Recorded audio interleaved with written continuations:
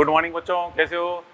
देखिए बेटा, अपन modern physics में जो टॉपिक पढ़े थे न्यूक्लियर फिजिक्स के बारे में, ठीक है। न्यूक्लियर फिजिक्स में अपन ने पहले न्यूमेरिकल पोर्शन तो कल तक कंप्लीट कर लिया था, ठीक है। अब कुछ थ्योरेटिकल पोर्शन है, अपन पढ़ेंगे नाभिक अभिक्रिया क्या होती है, विखंडन, संलयन और उसमें परमाणु भट्टी किस प्रकार से कार्य करती है, इन चीज़ों के बारे में समझेंगे। और जो थोड़ा थ्योरेटिकल पोर्शन है, इसलिए आपको मैं डायरेक्ट मॉड्यूल से समझाऊंगा इसके अंदर, ठीक है। कुछ डायग्राम वगैरह जो अपन बोर्ड पे लिख देंगे, ठीक है, बट मेनली पूरी थ्योरी है, तो साथ में मॉड्यूल लेके बैठे हैं आप, ठीक है। तो अपन उसको स्टडी करते हैं।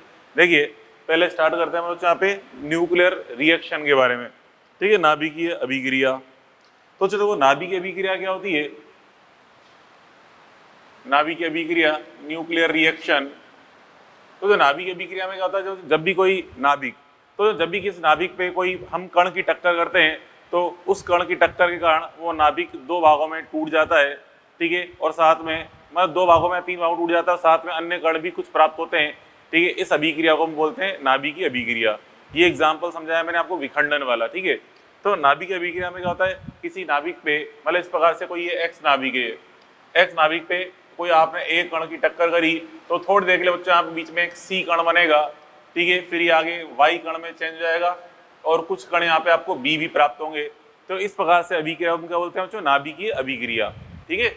नाभिकीय अभिक्रिया यहाँ बच्चों सी जो है वो थोड़ी देर के लिए बनता है, एक अस्थायी नाभिक होता है, अस्थायी नाभिक होता है, ठीक है, थोड़ी देर के लिए बनता है और फिर आगे वाई में कन्वर्ट हो जाता है और बी नाभिक आपको प्राप्त होते हैं।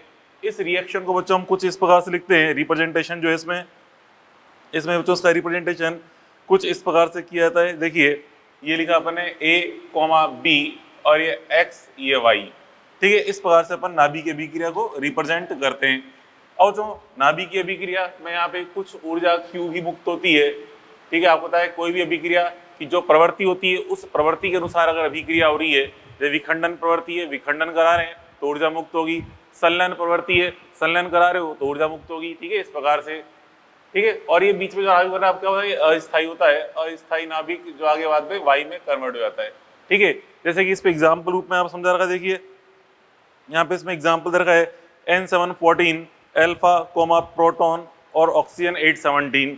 तो जो यहाँ पे देखिए N714 पे हमने एक हीलियम पार्टिकल, हीलियम नाभिक वाला अल्फा पार्टिकल की टक्कर करी, ये अल्फा पार्टिकल इस नाइट्रोजन के अंदर एंटर कर गया, ठीक है। अंदर एंटर कर गया तो एक क्षण के लिए क्या बनेगा यहाँ पे, फ्लोरीन 918, जो कि एक अस्थायी होता है, ठीक है। मतलब जब अल्फा पार्टिकल इस नाइट्रोजन के अंदर एंटर किया, ठीक है, तो उस एक क्षण के लिए फ्लोरीन 918 था, ठीक है, जो कि अस्थायी रूप से था, इसलिए फिर आगे ये आगे अन्य में टूट गया, ऑक्सीजन 817 और एक प्रोटॉन आपको प्राप्त हुआ, ठीक है। तो इस प्रकार से अपन नाभिकीय अभिक्रिया को समझ सकते हैं। अब जो नाभिकीय अभिक्रियाओं में क्या क्या संरक्षण लागू होते हैं, देखिए एक तो होता है, सबसे पहले होता है यहाँ पे इसके अंदर आवेश संरक्षण।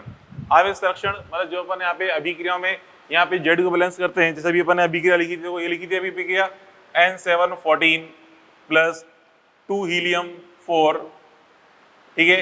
इससे क्या प्राप्त हुआ था, ऑक्सीजन 8।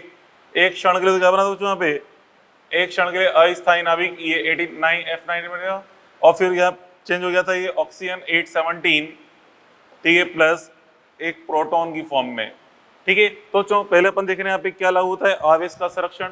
आवेश संरक्षण जो अपन जानते हैं नाभिक के अंदर कौन होते हैं, प्रोटॉन, ठीक है। तो जितना आवेश LHS में होगा उतना ही आवेश RHS में होगा।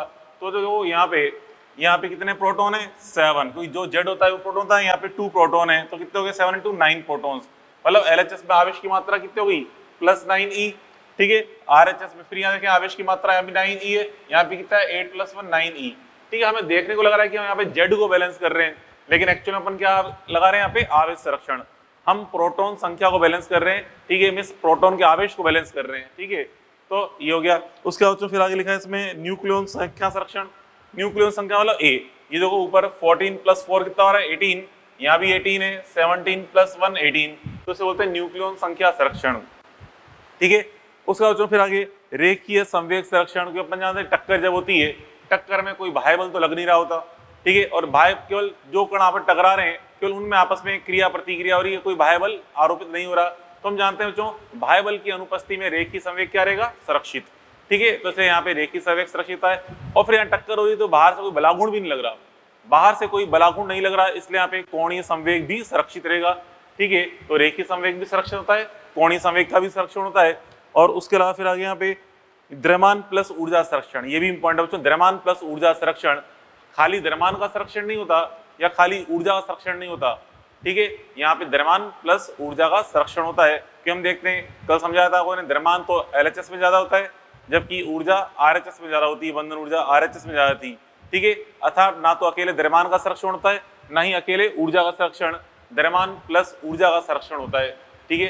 अब आप बोलो कि द्रव्यमान का संरक्षण होता रहा है, देखिए ना, यहाँ द्रव्यमान 18 है, यहाँ भी 18 है, यहाँ पे भी 18 है, तो द्रव्यमान संरक्षण होता रहा है? नहीं, ये द्रव्यमान संख्या संरक्षण है, मतलब न्यूक्लियन संख्या संरक्षण है, ठीक है। अगर एग्जैक्ट द्रव्यमान की बात करें तो यहाँ पे एग्जैक्ट द्रव्यमान, जैसे मान लो यहाँ पे एग्जैक्ट द्रव्यमान है 14.1, यहाँ पे मान लो ये 4.002 है, मतलब ऐसे एग्जैक्ट द्रव्यमान अगर कैलकुलेट करेंगे ना इनके एग्जैक्ट द्रव्यमान, तो LHS RHS में सेम नहीं आते एग्जैक्ट द्रव्यमान, ये तो द्रव्यमान संख्या सेम आ रही है। तो द्रव्यमान संख्या मतलब यहाँ पे न्यूक्लियन की संख्या संरक्षण लागू हो रहा है, यहाँ पे द्रव्यमान संरक्षण लागू नहीं होता, ठीक है।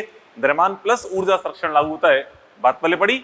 अब उसके बाद फिर अपन देखें आगे इसके अंदर, यहाँ पे नाभिकीय अभिक्रियाओं के प्रकार, दो प्रकार की होती है अभिक्रियाएं, एक तो विखंडन और एक संलयन।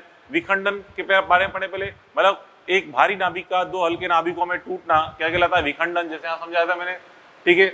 यहाँ पे ये तो खैर सिंपल न्यूक्लियर रिएक्शन है। जब भी आपको सिंपल एग्जांपल बोला मैं, यूरेनियम, कल अपन देख रहे थे यूरेनियम पे अपने जब न्यूट्रॉन टक्कर की थी, वो आगे बेरियम और क्रिप्टॉन के रूप में टूट गया था, ठीक है। तो कौन सी अभिक्रिया? विखंडन अभिक्रिया, ठीक है। तो यहाँ पे देखो उसमें लिखा भी है, वैज्ञानिक ओटोन स्ट्रांसमैन ने खोजा था ये वह अभिक्रिया जिसमें भारी नाभिक किसी कण से टकराकर दो या दो से अधिक हल्के नाभिक टूट जाता है, उसे नाभिकीय विखंडन कहते हैं।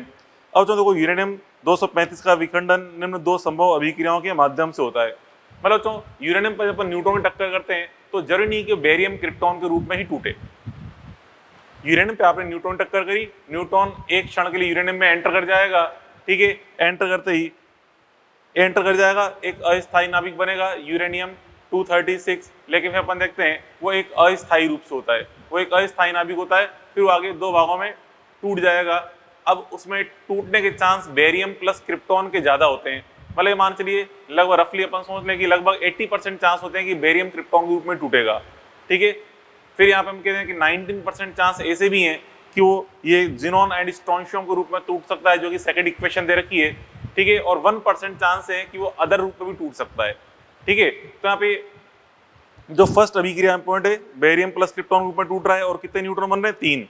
तो लिखा है barium plus krypton plus 3 neutron plus 200 mega electron volt energy. और सेकंड अभिक्रिया में लिखा है टूट के क्या बन रहा है? जिनॉन स्ट्रोंशियम एंड 2 न्यूट्रॉन प्राप्त हो रहे हैं और ऊर्जा मिल रही है लगभग 190 मेगा इलेक्ट्रॉन वोल्ट, ठीक है।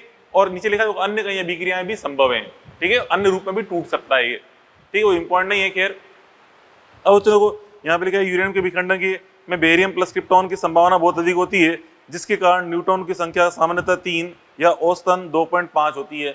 मतलब क्वेश्चन में आपसे पूछ ले कि यूरेनियम के विखंडन में कितने न्यूट्रॉन प्राप्त होते हैं, ऑप्शन ऐसे आए 2, 3, 4, 5।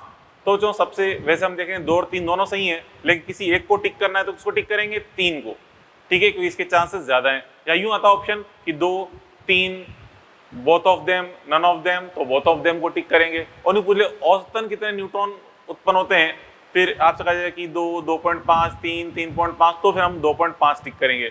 तो क्वेश्चन की भावनाओं को समझेंगे, क्वेश्चन पूछना क्या जाता है आपसे, उसके अकॉर्डिंग अपन टिक करते हैं, ठीक है।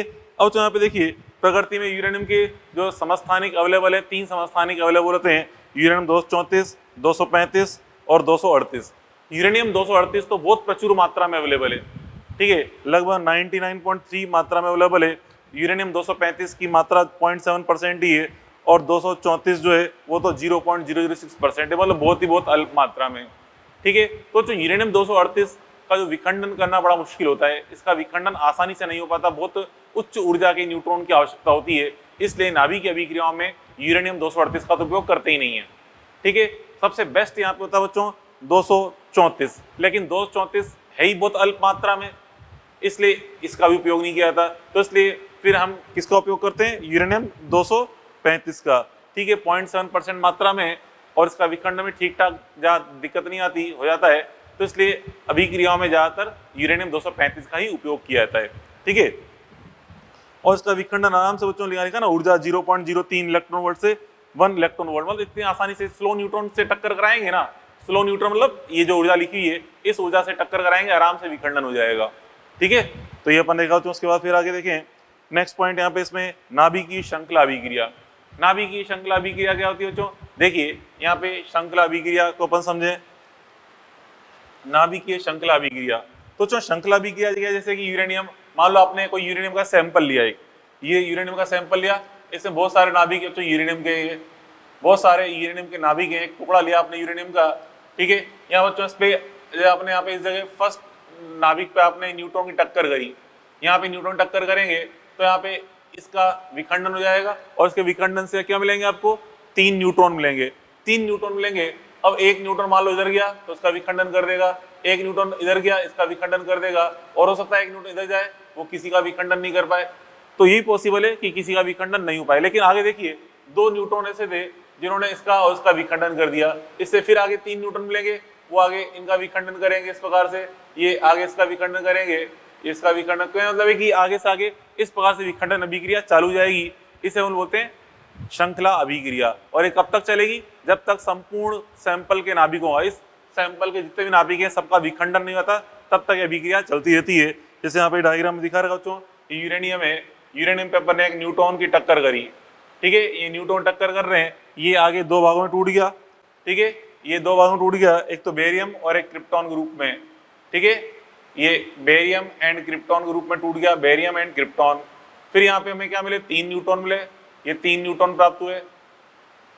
अब 3 न्यूट्रॉन में से ये जो न्यूट्रॉन था ये आगे फिर इसने अन्य नाभिक से टक्कर करी, यूरेनियम से इसने टक्कर करी अन्य नाभिक यूरेनियम से, और मान लो ये वाला फालतू चला गया, ये इसे टक्कर नहीं कर पाया, जैसे यहाँ निकल गया था बाहर, बिल्कुल बाहर निकल सकता है, ठीक है, इससे टक्कर करी, इसका विखंडन कर दिया। यहाँ पे फिर क्या बन गए? बेरियम क्रिप्टॉन बन गए। क्या बन गया? एक तो बेरियम बन गया और एक क्रिप्टॉन, ठीक है। स्ट्रोंशियम जिन्होंने बन सकते हैं, ऐसी बात नहीं है, ठीक है, हम तो केवल चेक करें किस प्रकार से अभिक्रिया आगे से आगे चल रही है, ठीक है। फिर यहाँ 3 न्यूट्रॉन मिलेंगे, तो क्या बच्चों इस प्रकार से लगातार अभिक्रिया आगे चलती रहती है, ठीक है। यूरेनियम नाभिक आगे से आगे टूटता जाता है और हमें नए न्यूट्रॉन प्राप्त होते जाते हैं, ठीक है। तो हम देख रहे हैं इस प्रकार से अभिक्रिया में न्यूट्रॉन की संख्या भी लगातार बढ़ती जा रही है और विखंडनों की संख्या भी लगातार बढ़ती जा रही है। और ये विखंडन कब तक चलते रहेंगे? जब तक संपूर्ण सैंपल का विखंडन नहीं होता, कंप्लीट नाभिकों का विखंडन नहीं होता, ठीक है। अब बच्चों देखो, अब देखिए यदि श्रृंखला अभिक्रिया पे कोई नियंत्रण नहीं है तो बहुत अल्प समय मात्रा में, बहुत उच्च मात्रा में ऊर्जा मुक्त होती है। मतलब बच्चों देखिए ये सारा विखंडन होने में बहुत ही कम समय लगता है, ठीक है। मान लो हमने इसको नियंत्रित नहीं किया, जितने भी न्यूट्रॉन है आगे से आगे टक्कर करते आ रहे हैं, ठीक है, और ये अभिक्रिया संपूर्ण होने बहुत ही कम समय लगता है, लगभग माइक्रोसेकंड, 1 माइक्रोसेकंड में ये संपूर्ण अभिक्रिया कंप्लीट हो जाती है, ठीक है। अर्थात उच्च ऊर्जा उत्पन्न होती है और बहुत ही कम समय के अंदर, उच्च ऊर्जा बहुत कम समय के अंदर। तो इसलिए इसकी बम की शक्ति जो होती है, मतलब इस यूरेनियम का विखंडन जो है, मान लो यूरेनियम बम है, ये नाभिक के बम है, परमाणु बम, तो उसमें उच्च शक्ति उत्पन्न होगी। कि हम जानते हैं शक्ति का सूत्र क्या होता है? ऊर्जा बटा समय। उच्च ऊर्जा प्राप्त हो रही है बहुत कम समय के अंदर, तो शक्ति का मान क्या होगा? उच्च होगा। इसलिए जब ये बम फूटता है तो उच्च शक्ति के रूप में फूटता है, ठीक है, शक्तिशाली बम के रूप में ये प्राप्त होता है, ठीक है। तो जो फिर ये परमाणु बम का सिद्धांत है, मतलब अगर अभिक्रिया अनियंत्रित है, सारे के सारे विखंडन फटाफट होते जा रहे हैं, तो उसे अनियंत्रित श्रृंखला अभिक्रिया बोलते हैं, जो कि परमाणु बम इसी पे आधारित होता है। जबकि अगर अपन ने किसी तरह से इस श्रृंखला अभिक्रिया को नियंत्रित कर लिया है, नियंत्रित कर लिया मतलब आगे से आगे विखंडन चल रहे हैं लेकिन एक नियत दर से हो रहे हैं। जैसे यहाँ पे पहले विखंडन हुए, यहाँ पे 2 विखंडन हुए, फिर आगे फिर 2 विखंडन हुए, फिर आगे फिर 2 विखंडन हुए, फिर आगे फिर 2 विखंडन हुए, मतलब एक नियत दर से विखंडन चलते जा रहे हैं, तो उसे बोलते हैं नियंत्रित श्रृंखला अभिक्रिया, ठीक है, नियंत्रित श्रृंखला अभिक्रिया। और ये इस पे आधारित कौन होता है बच्चों? नाभिकीय भट्टी, ठीक है। और तो फिर आगे देखिए श्रृंखला अभिक्रिया में लगातार आगे चलती जाती है। यदि इस अभिक्रिया किसी पीढ़ी में n is greater than a plus L प्राप्त होंगे। क्या मतलब है इसका समझो। देखिए यहाँ बच्चों इसमें देखो एल का मतलब क्या है? Leakage neutrons. लीकेज मतलब यहाँ से पलाई होने वाले न्यूट्रॉन्स। देखिए n तो बता रहा है किसी पीढ़ी में बनने वाले कुल न्यूट्रॉन्स की संख्या। किसी पीढ़ी में, जैसे मान लो ये कोई पीढ़ी है, ये कोई पीढ़ी हो गई है, ठीक है, ये कोई पीढ़ी हो गई, इसमें कुल न्यूट्रॉन की संख्या कितनी आई थी? यहाँ पे इसके अंदर 3 न्यूट्रॉन प्राप्त हुए थे, इसमें एक ये और एक ये 3 न्यूट्रॉन्स प्राप्त हुए थे, ठीक है, 3 न्यूट्रॉन्स प्राप्त हुए। फिर आगे से आगे देखिए इसके अंदर एल बता रहा है कि नमूने की सतह से निकलने वाले न्यूट्रॉन, मतलब यहाँ से न्यूट्रॉन पलायित कर गए, एस्केप कर गए, इसको बोल दिया अपन ने एल, लीकेज न्यूट्रॉन। ठीक है, एल मतलब पलायित न्यूट्रॉन। और ए होता है अवशोषित न्यूट्रॉन। अब बच्चों अवशोषित न्यूट्रॉन क्या होता है, देखिए जब यहाँ पे आपको भी समझाया कि यूरेनियम 235 के विखंडन के लिए हमें स्लो न्यूट्रॉन की आवश्यकता होती है। अगर उच्च ऊर्जा का न्यूट्रॉन हुआ तो वो विखंडन नहीं कर पाता, ये भी ध्यान रखना है। जैसे अपन देखें सिंपल एग्जांपल, जैसे मान लो कि खिड़की है, खिड़की पे अपन पत्थर फेंकेंगे तो खिड़की टूट जाएगी, लेकिन अगर गोली चलाएंगे तो क्या होगा, वो बहुत तेजी से गोली जाएगी, जहां गोली टकराएगी केवल वहां पे छेद करती गोली आगे निकल जाती है, अर्थात खिड़की टूटेगी नहीं, केवल एक जगह छेद होकर गोली निकल जाएगी। तो सेम उसी तरह से अपन समझे कि यहाँ पे उच्च ऊर्जा का अगर न्यूट्रॉन है तो भी वो इस नाभिक का विखंडन नहीं कर पाता। ठीक है, तो यहाँ पे हम देखें उच्च ऊर्जा न्यूट्रॉन विखंडन नहीं कर पाएगा यहाँ पे, तो उसको हम बोलते हैं अवशोषित न्यूट्रॉन के रूप में उसको कहा जाता है कि मतलब बिना विखंडन की आगे निकल गया वो। ठीक है, तो उसे ए बोलते हैं अपन नमूने में अवशोषित न्यूट्रॉन।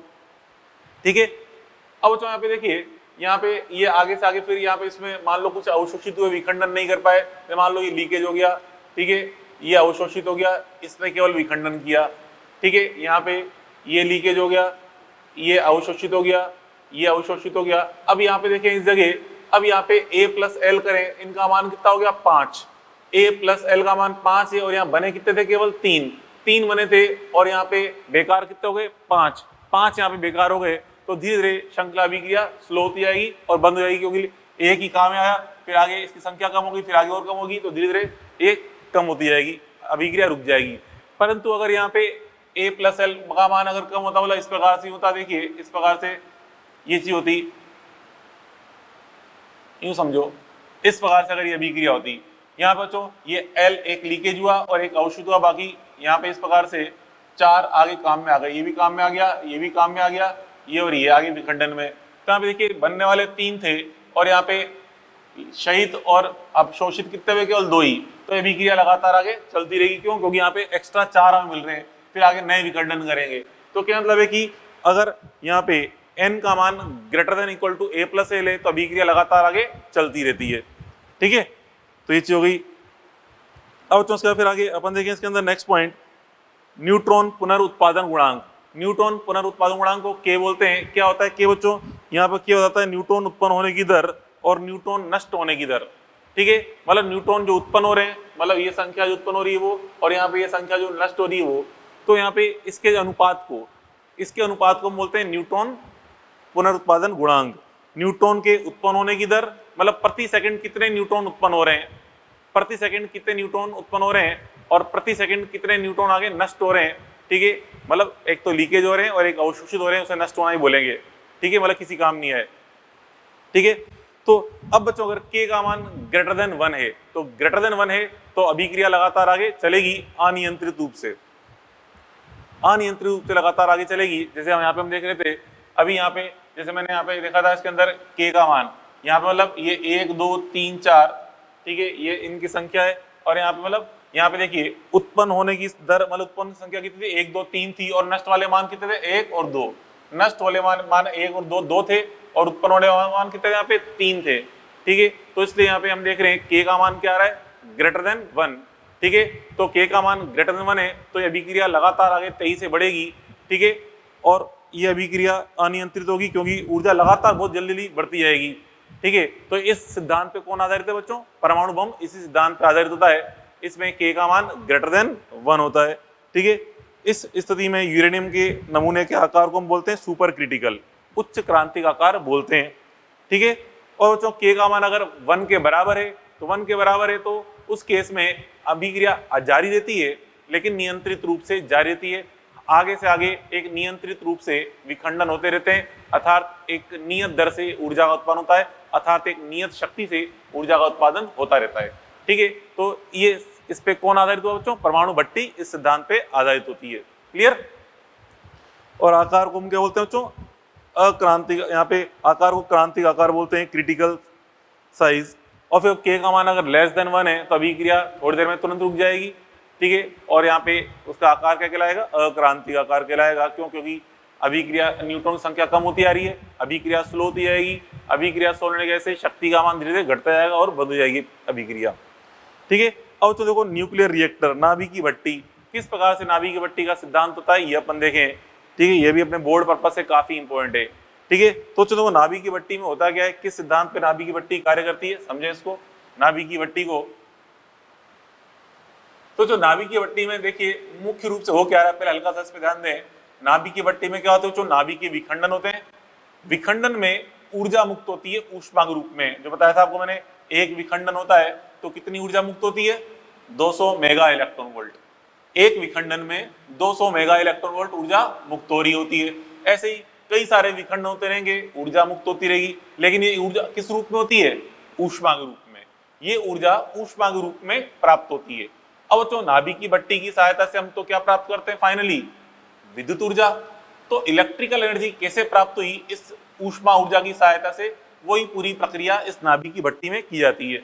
मतलब नाभिक की भट्टी में क्या करते हैं, अंदर जो ऊष्मा ऊर्जा प्राप्त हुई है विखंडन में, उसको आगे किस बदला जाता है, विद्युत ऊर्जा में बदला जाता है।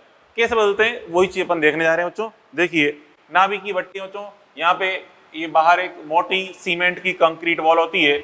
सीमेंट कंक्रीट वॉल क्यों बनाते हैं, क्योंकि बच्चों नाभिक की अभिक्रिया में जो अंदर रेडिएशंस निकलते हैं वो हार्मफुल होते हैं रेडिएशंस। ठीक है, alpha beta particles, alpha beta gamma particles जो कि वेरी हार्मफुल होते हैं। ठीक है, इसलिए ये काफी मोटी सीमेंट कंक्रीट की वॉल के अंदर इस अभिक्रिया को कराया जाता है। ठीक है, और तो इस अभिक्रिया में यहाँ पे इसके अंदर देखिए, यहाँ पे इसके अंदर हम यहाँ तो इसके अंदर ये हम उपयोग करते हैं मंदक का। ठीक है, यहाँ पे इसके अंदर यहाँ पे मंदक का उपयोग किया जाता है। ठीक है, यहाँ पे इसके अंदर एक तो कूलेंट है, यहाँ शीतलक रखा था। देखो समझो क्या होता है, समझे। यहाँ तो इसमें पहली बात तो यहाँ पे इस जगह देखिए, ये इस जगह इसमें कैडमियम रॉड रखी होती है। कैडमियम रॉड, कैडमियम रॉड का काम क्या होता है, ये बच्चों कैडमियम रॉड ये न्यूट्रॉन की अच्छी अवशोषक होती है। कैडमियम रॉड, ये रफली बनाओ डायग्राम, बनाना आपको इसे मॉड्यूल से ही है। कैडमियम रॉड, ठीक है, कैडमियम रॉड ये बच्चों न्यूट्रॉन का अच्छा अवशोषक होता है। न्यूट्रॉन अवशोषक, न्यूट्रॉन अवशोषक होती है कैडमियम रॉड। ठीक है, इसे बोलते हैं नियंत्रक क्षणें। ये नियंत्रक क्षणें अभिक्रिया को नियंत्रित करने में काम आती है। ठीक है, मतलब हमें न्यूट्रॉन की संख्या कम करनी है, अर्थात अभिक्रिया को स्लो करना है, तो इन क्षणों को अंदर प्रवेश कराए जाते हैं ज्यादा मात्रा में, ताकि न्यूट्रॉन को अवशोषित करके अभिक्रिया स्लो करते हैं। और हमें अभिक्रिया फास्ट करनी है तो इन क्षणों को बाहर खींच देते हैं, ताकि अंदर ही अंदर न्यूट्रॉन की संख्या बढ़ने लगती है, अभिक्रिया फास्ट हो जाती है। ठीक है, तो ये निकेडियम की क्षणें कहलाती है। और तो इसके अंदर फिर यहाँ पे अंदर व्हाइट क्षणें दिखा रखी है, ये यूरेनियम क्षणें हैं, मतलब फ्यूल है हमारा, ईंधन, ये फ्यूल है ईंधन। ठीक है, यूरेनियम। और तो यहाँ पे देखिए पहली बार यहाँ पे हमें टक्कर करानी है, ये यूरेनियम की क्षणें हैं, यूरेनियम की क्षणें। यहाँ बच्चों फर्स्ट न्यूट्रॉन की टक्कर हमें करानी पड़ती है एक बार यहाँ पे स्लो न्यूट्रॉन से, स्लो न्यूट्रॉन से टक्कर कराते हैं। फिर जैसे यहाँ पे इसके अंदर विखंडन हुआ, विखंडन होने पर क्या मिलता है हमें, न्यूट्रॉन्स मिलते हैं। ठीक है, मान लो न्यूट्रॉन मिला आपको, यहाँ से ये न्यूट्रॉन प्राप्त हुए, ये न्यूट्रॉन प्राप्त हुए, 3 न्यूट्रॉन प्राप्त हुए इधर।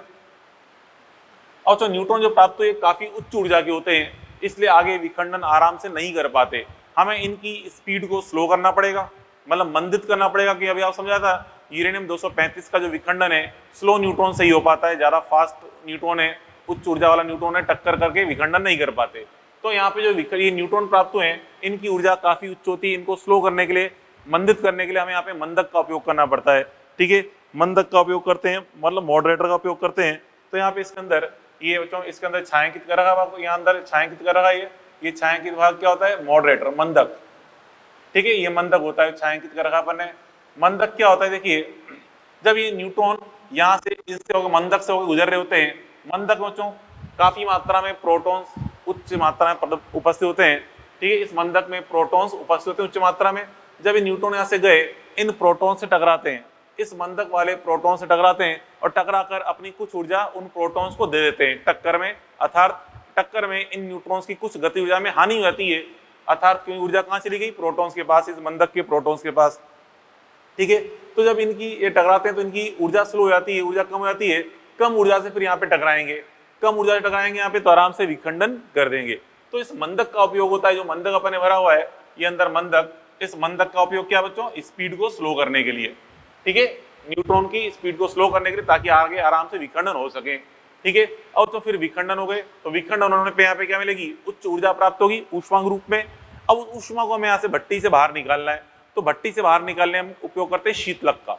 शीतलक का उपयोग क्यों किया जाता है, अंदर जो ऊष्मा बन रही है उस ऊष्मा को बाहर निकालना है। कैसे, देखिए यहाँ बच्चों हम यहाँ पे इस तरह से शीतलक का उपयोग करते हैं, मतलब यहाँ पे पाइप अपन ले लिया, पाइप, ठीक है, यहाँ से शीतलक, ये अपन ने पाइप लिया। अब तो यहाँ पे शीतलक यहाँ से एंटर करेगा इसके अंदर, यहाँ से एंटर करता है शीतलक इसके अंदर, इसमें शीतलक वाला कूलेंट होता है, ठीक है। अब यहाँ पे कूलेंट इसके अंदर एंटर करता है, अंदर गर्मी के कारण काफी गर्म हो जाता है और फिर यहाँ से गर्म के रूप में बाहर निकलता है ये, ठीक है। गर्म के रूप में यहाँ पे शीतलक बाहर निकलता है, यहाँ पे कूल था ये, और यहाँ से निकलता है गर्म होके, ठीक है। और जो गर्म होके निकलता है फिर यहाँ से इस जगह बच्चों ये पाइप है, ये बच्चों एक तरह से मेटल पाइप होते हैं, ठीक है। इस मेटल पाइप में से होके गुजर रहा है ये, इस प्रकार से ये पदार्थ जो शीतलक का पदार्थ है इस प्रकार से आपकी गुजर रहा होता है इसमें से, इस पाइप में से, ठीक है। अब ये बच्चों मेटेलिक पाइप होते हैं, मेटेलिक पाइप होते हैं तो इसके पाइप का टेम्परेचर भी काफी बढ़ जाता है क्योंकि गर्म यहाँ से निकल रहा है, काफी बढ़ गया है। और जो ये चारों तरफ इस पे ड्रम लगा होता है, फ्री ड्रम, यहाँ पे ड्रम है, ठीक है। इस ड्रम के अंदर बच्चों यहाँ पे पानी भरा होता है, इस ड्रम के अंदर बच्चों यहाँ पे पानी भरा होता है बाहर, ठीक है। ये पानी भरा हुआ है इसके अंदर। अब ये पानी जो भरा है, पानी यहाँ पे देखिए ये अंदर काफी गर्म हो चुके हैं इस गर्म के कारण, ठीक है। यहाँ से कूलेंट जो गर्म होकर निकला है, यह पाइप में से निकल रहा है, पाइप काफी गर्म हो गए। पाइप गर्म हो गए जाने पे ये जो पानी है ये बॉईल करने लगता है, पानी, ये पानी बच्चों बॉईल करने लगता है और इसमें चेंज होता है भाप में, यहाँ पे इसकी वेपर बनती है, भाप में चेंज होता है।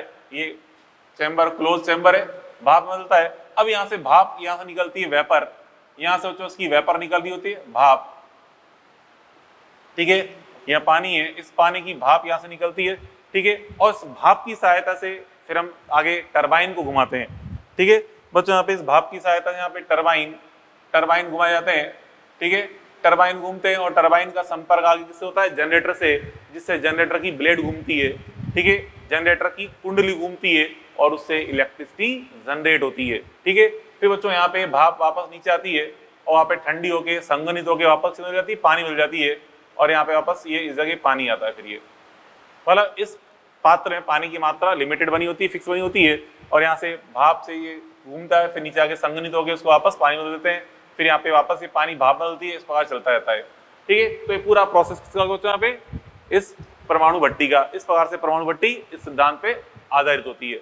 बात पहले पड़ी तो चलो एक बार रीडिंग कर लें, इसमें क्या कहना चाहता है। देखिए पहले तो लिखा है नाभिक ईंधन, ठीक है। इसके क्या क्या भाग हैं।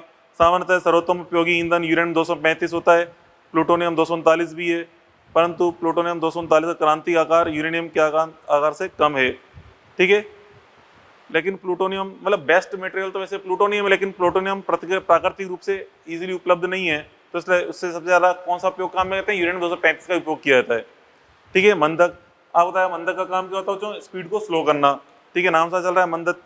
इसका कार्य तीव्र द्वितीयक न्यूट्रॉनों को मंद करना होता है। अच्छा, द्वितीयक का मतलब क्या है यहाँ पे, द्वितीयक का मतलब क्या है, यहाँ पे जो पहला न्यूट्रॉन अपन ने यहाँ पे प्रोजेक्ट किया था इसे बोलते हैं प्राथमिक न्यूट्रॉन, फिर यहाँ से टक्कर करके विखंडन होने पर जो न्यूट्रॉन बने उसे बोलते हैं द्वितीयक न्यूट्रॉन, ठीक है। एक तो हमारा न्यूट्रॉन था, हमने पहला न्यूट्रॉन फेंका, ठीक है, उसका विखंडन होकर नए न्यूट्रॉन बने, विखंडन से जो न्यूट्रॉन प्राप्त हुए उसे बोलते हैं द्वितीयक न्यूट्रॉन्स, ठीक है।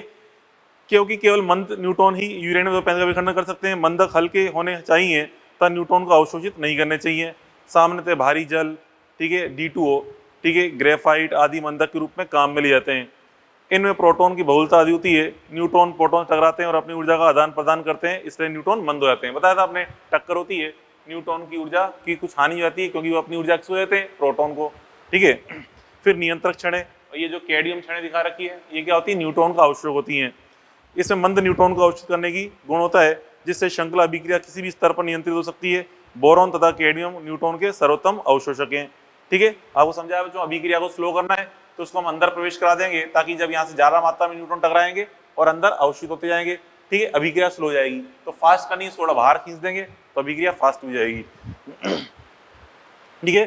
फिर शीतलक, यह पदार्थ ऊष्मा को अवशोषित करता है, इससे अग्रिम रूप से जल को स्थानांतरित कर देता है। सामान्यतः शीतलक उच्च दाब पर जल होता है। देखिए यहाँ बच्चों, ये मैंने बोला कि यहाँ पे कूलेंट जो है शीतलक, ये क्या बोला है, ये उच्च दाब पर जल होता है। अच्छा, उच्च दाब पर जल क्यों होता है, क्या मतलब, देखिए मतलब यहाँ भी पानी भरा हुआ है और यहाँ भी पानी है, ये वाला पानी और ये वाला पानी अलग अलग है, ये सामान्य पानी है और ये वाला पानी जो होता है कूलेंट के अंदर, ये क्या होता है बच्चों, उच्च दाब पर जल होता है। उच्च दाब पर जल से क्या होता है, प्रेशर का मान हाई रखेंगे तो वाटर का मेल्टिंग पॉइंट हाई हो जाएगा, बॉइलिंग पॉइंट हाई हो जाएगा। बॉइलिंग पॉइंट हाई हो जाएगा मीन्स जो पानी, सामान्यतः पानी अपन जानते हैं 100 डिग्री सेल्सियस बोलता है। अब वही अगर अपन ने प्रेशर उच्च कर दिया, 3 atm 4 atm के आसपास कर दिया, तो उस केस में अब इसका बॉइलिंग पॉइंट लगभग 130 डिग्री हो जाएगा। ठीक है, तो उच्च दाब पर अगर जल है तो उसका मेल्टिंग पॉइंट मान लो 130 हो चुका है, तो अर्थात ये पानी जो है यहाँ से गुजरेगा, यहाँ से निकलेगा, इसका टेम्परेचर कितना होगा 130। सामान्य पानी का टेम्परेचर तो 100 डिग्री से ज्यादा बढ़ ही नहीं पाता, लेकिन उच्च दाब पे कर देंगे पानी को तो उसका टेम्परेचर 130 तक पहुंच जाता है। तो यहाँ से 130 टेम्परेचर का पानी आएगा, तो ये पाइप जो दिख रहे हैं इन पाइप का टेम्परेचर कितना कर देगा वो 130। अब इस 130 वाले टेम्परेचर की सहायता से जो सामान्य पानी है जो 100 डिग्री सेल्सियस से बॉईल होता है, आराम से बॉईल होना स्टार्ट हो जाएगा। ठीक है, तो इसलिए ये वाले पानी को अपन क्या लेते हैं, हाई प्रेशर वाला पानी यूज करते हैं, ताकि हाई प्रेशर से इसका बॉइलिंग पॉइंट बढ़ जाता है, 130 140 के आसपास पहुंच जाता है, ताकि जब ये पानी यहाँ से निकले तो इस पाइप का टेम्परेचर भी 130 140 कर दे, ताकि ये बाहर वाला जो सामान्य पानी है आराम से बॉईल होना स्टार्ट हो जाए। ठीक है, ये अपन इसकी समझा दी प्रक्रिया क्या होती है नाभि की भट्टी की। तो जो नाभि की भट्टी में इतना ही है, आपको खैर ये पूरा थ्योरेटिकल फॉर्म में याद रखना, बोर्ड के अंदर पूछा जाता है कि इसका डेरिवेशन मतलब पूरा सचित्र वर्णन करिए, तो ये चीजें पता होनी चाहिए। ठीक है, समझा दिया आपको मैंने। और तो फिर नाभि की संलयन, जैसे विखंडन समझा है, भारी नाभिकों का टूटना विखंडन होता है, ऐसे छोटे हल्के नाभिकों का जुड़ना क्या कहलाता है, संलयन। ठीक है, नाभिकों का जुड़कर एक नाभिक का निर्माण करना संलयन कहलाता है। अब तो देखो यहाँ पे संलयन की घटना में दो से अधिक हल्के नाभिक भारी नाभिक का निर्माण करते हैं, जैसे A+B से क्या बन रहा है, C बन रहा है, और यहाँ पे Q ऊर्जा मुक्त हो रही होती है। ठीक है, अब जैसे एग्जाम्पल समझा रखा है, 4 हाइड्रोजन का एक हीलियम नाभिक में संलयन जो हो रहा है, इसमें बच्चों देखो क्या दिखा रहा है, 4 1H1 मिलके एक 2 हीलियम 4 बना रहे हैं, एक 2 बीटा पार्टिकल बना रहे हैं। अब बीटा पार्टिकल क्या बच्चों, ये पॉइट्रॉन होता है। क्या होता है पॉइट्रॉन, अभी आपको दिमाग लगाना, अगले चैप्टर में आ जाएगा पॉइट्रॉन बीटा प्लस क्या है। और 2 न्यू, न्यू क्या है बच्चों, यहाँ पे न्यूट्रिनो, न्यू यहाँ पे न्यूट्रिनो पार्टिकल है जो कि एक फोटोन होता है। ये भी क्या है, अभी आपको दिमाग नहीं लगाना, ये भी अगले चैप्टर में आ जाएगा। बस हमें ध्यान रखना है यहाँ पे कितनी ऊर्जा प्राप्त हुई, 26.7 मेगा इलेक्ट्रॉन वोल्ट। ठीक है, ये याद रखना है हमें, मतलब 4 प्रोटॉन ने मिलकर एक हीलियम नाभिक, मतलब 4 1H1 ने मिलकर एक हीलियम नाभिक का निर्माण किया है। ठीक है, और 26.7 मेगा इलेक्ट्रॉन वोल्ट ऊर्जा मुक्त हो रही है। ठीक है, ये ऊर्जा मुक्त होती है। ठीक है, अब यहाँ पे देखें, एक विखंडन में मुक्त ऊर्जा वेरी वेरी ग्रेटर देन एक संलयन मुक्त ऊर्जा। कल आपको समझाया था मैंने, विखंडन में कितनी ऊर्जा मुक्त हुई थी, 200 मेगा इलेक्ट्रॉन वोल्ट, जबकि यहाँ संलयन में कितनी ऊर्जा मुक्त हो रही है, कितनी, 26.7। तो ज्यादा में एक विखंडन की बात करें तो ज्यादा में 26.7। ठीक है, यहाँ पे सॉरी 200, विखंडन में अपन देखें, एक विखंडन में जो ऊर्जा मुक्त हुई थी, एक विखंडन में कितनी ऊर्जा थी बच्चों, ई टोटल का मान कितना था, ई टोटल इज इक्वल टू एक विखंडन में 200 मेगा इलेक्ट्रॉन वोल्ट। ठीक है, जबकि एक संलयन में देखें, एक संलयन में कितनी ऊर्जा मुक्त हो रही है, ई टोटल का मान 26.7 मेगा इलेक्ट्रॉन वोल्ट। तो हम देखें विखंडन में ज्यादा ऊर्जा मुक्त हुई या संलयन में, तो हम देख रहे हैं विखंडन में। ठीक है, परंतु बच्चों अब यहाँ पे देखें, अगर हम प्रति न्यूक्लियन विखंडन ऊर्जा निकालें, मतलब प्रति न्यूक्लियन नाभिक की ऊर्जा निकालें, क्या होगी, जैसे विखंडन में हमने किया था, यूरेनियम 235 का विखंडन किया था, यूरेनियम 235 का विखंडन हुआ था। ठीक है, एक यूरेनियम 235 का विखंडन हुआ था। ठीक है, जिसमें इतनी ऊर्जा प्राप्त हुई थी। तो प्रति न्यूक्लियन अगर विखंडन ऊर्जा निकालूं, ठीक है, तो यहाँ पे ईच निकालूं मैं, ईच न्यूक्लियन। ठीक है, न्यूक्लियन के लिए निकालें, प्रत्येक न्यूक्लियन के लिए मान निकालें, कितना आएगा ये 235 बटा 200 मेगा इलेक्ट्रॉन वोल्ट। और यहाँ पे निकालें प्रति न्यूक्लियन विखंडन ऊर्जा। ठीक है, तो संलयन प्रति न्यूक्लियन संलयन ऊर्जा निकालें, तो यहाँ बच्चों 4 1H1 का संलयन होके एक हीलियम बना था, मतलब कितने न्यूक्लियन से, 4। ये 4, एक न्यूक्लियन में एक न्यूक्लियन है, तो कितने टोटल 4 थे, 4 प्रोटॉन से हमें एक हीलियम नाभिक मिल रहा था। तो यहाँ पे 4 न्यूक्लियन, मतलब 4 न्यूक्लियनों के संलयन में इतनी ऊर्जा थी, तो एक न्यूक्लियन की संलयन ऊर्जा क्या आएगी, 26.7 में भाग लगा देंगे 4 का। ठीक है, तो यहाँ से अब देखो, अब यहाँ मान निकालें, ये तो लगभग 1 के आसपास आ रहा है, और ये लगभग निकालेंगे तो लगभग 6 या 7 के आसपास, लगभग 7 के आसपास बैठ रहा है, ये लगभग 7 के आसपास है, ये लगभग 1 के आसपास है। तो प्रति न्यूक्लियन ऊर्जा निकाली जाए तो ज्यादा किसके अंदर आ रही है, संलयन में। ठीक है, संलयन में ज्यादा आ रही है, तो भी प्रति यहाँ निकाल रहे हैं, प्रति न्यूक्लियन ऊर्जा निकाल रहे हैं, तो 6.7 आ रहा है, और यहाँ पे 0.85 आ रहा है। ठीक है, तो कुल मिला बच्चों यूं देखा जाए कि आपसे कहा जाए कि देखिए, विखंडन पर आधारित कौन होता है बच्चों, यूरेनियम बॉम्ब, और संलयन पर आधारित होता है हाइड्रोजन बॉम्ब। तो तो आपसे कहा दोनों में से ज्यादा खतरनाक बॉम्ब कौन सा है, हाइड्रोजन बॉम्ब या यूरेनियम बॉम्ब। तो ज्यादा खतरनाक बॉम्ब होता है हाइड्रोजन बॉम्ब। देखने में लग रहा है कि यूरेनियम ज्यादा खतरनाक होना चाहिए कि उसमें 200 मेगा इलेक्ट्रॉन ऊर्जा मिल रही है, परंतु ज्यादा खतरनाक हाइड्रोजन बॉम्ब होता है। उसका कारण क्या है कि प्रति न्यूक्लियन की अपन देखें कितनी ऊर्जा मिल रही है, यहाँ पे डिवाइड कर देंगे 6.7, ठीक है। मतलब अगर यूरेनियम की साइज इतनी बड़ी है, ठीक है, तो इतनी बड़ी साइज का अगर अपन एक हाइड्रोजन बम लेंगे तो उससे कई सारी मात्रा में ऊर्जा निकलेगी। हाइड्रोजन से कितनी गुना ज्यादा, 6 गुना, लगभग 7 गुना ज्यादा ऊर्जा निकलेगी। दोनों अगर समान साइज के लें, जितनी साइज का ले रहे हैं उतनी साइज का दूसरा हाइड्रोजन बम लें, जितनी साइज का यूरेनियम बम है उतनी साइज का हाइड्रोजन बम ले रहे हैं, तो उस केस में ज्यादा ऊर्जा किससे प्राप्त होगी, हाइड्रोजन बम से, ठीक है। हम देखें लगभग 7 गुना ज्यादा ऊर्जा प्राप्त हो रही है। दूसरी बात, यहाँ बच्चों जो विखंडन है ये चेन रिएक्शन रूप में एक के बाद चलता है, तो उसको कंप्लीट होने में लगभग 10⁻⁻7 सेकंड लगते हैं विखंडन को कंप्लीट होने में, जबकि संलयन अभिक्रिया बहुत ही कम टाइम में पूरी जाती है, 10⁻8 सेकंड ही लगते हैं, लगभग 10⁻8 सेकंड, बहुत ही कम टाइम में पूरी जाती है।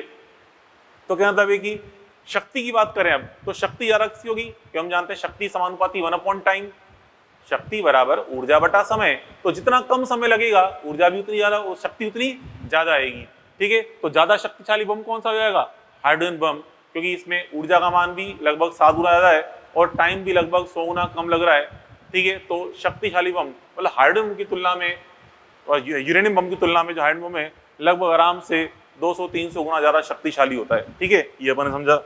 अब देखिए, अब नाभिकीय संलयन के लिए आवश्यक शर्तें। पहला बच्चों शर्त है उच्च ताप, हाई टेम्परेचर, ठीक है। हाई टेम्परेचर क्यों, क्योंकि बच्चों नाभिकों का हमें संलयन कराना है, पास लेके आना पड़ेगा, तो बच्चों पास लेके आने पर जो नाभिकों के अंदर प्रोटॉन होते हैं, ठीक है, यहाँ पे न्यूट्रॉन भी होते हैं, ऐसी बात नहीं है, प्रोटॉन एक दूसरे क्या करेंगे, रिपेल करेंगे, ठीक है, प्रतिकर्षण करेंगे, ये भी एक दूसरे प्रतिकर्षण करेंगे, ठीक है। इसको हम जबरदस्ती पास लेके आ रहे हैं, इनको पास ला रहे हैं अपन, ठीक है, पास लाएंगे, लेकिन क्या कर रहे हैं, प्रतिकर्षण कर रहे हैं, तो आराम से पास नहीं आएंगे, तो हमें इनको पास आने के लिए उच्च वेग प्रदान करना पड़ेगा। और चूंकि बच्चों ये उदासीन है, क्योंकि खाली नाभिक तो होता नहीं, हमारे पास तो परमाणु होगा ना, कि नाभिक के चारों इलेक्ट्रॉन चक्कर लगा रहे हैं, समझना, नाभिक के चारों इलेक्ट्रॉन चक्कर लगा रहे हैं, तो इसलिए ये भी उदासीन परमाणु है, ये भी उदासीन परमाणु है। तो स्टार्टिंग में पास ला के आते हैं तो खैर कोई प्रतिकर्षण नहीं लग रहा होता, क्योंकि ये उदासीन है, लेकिन जब बिल्कुल पास आने होते हैं, तो इनके इलेक्ट्रॉन तो सरक के दूर हो जाते हैं, इधर परमाणु के इलेक्ट्रॉन सरक के दूर हो जाते हैं, तो यहाँ पे मुख्य रूप से क्या लगता है, फिर इसके अंदर प्रतिकर्षण प्रभावी हो जाता है, ठीक है, नाभिक के कारण, मतलब दोनों के प्रोटॉन का प्रतिकर्षण प्रभावी हो जाता है, और फिर जो और पास ले जाएंगे और प्रतिकर्षण ज्यादा बढ़ जाएगा, तो आराम से संलयित नहीं होना चाहते ही है। तो इनको संलयित कराने के लिए हमें उच्च ऊर्जा की आवश्यकता होती है, उच्च गति ऊर्जा की आवश्यकता होती है, और गति ऊर्जा कहाँ से मिलेगी, टेम्परेचर से, उच्च ताप के द्वारा हम इसको गति ऊर्जा प्राप्त कराते हैं संलयन कराने के लिए, ठीक है। और उसके अलावा हाई प्रेशर की भी रिक्वायरमेंट होती है, हाई प्रेशर से दबाएंगे तभी आराम से संलयित हो पाएंगे।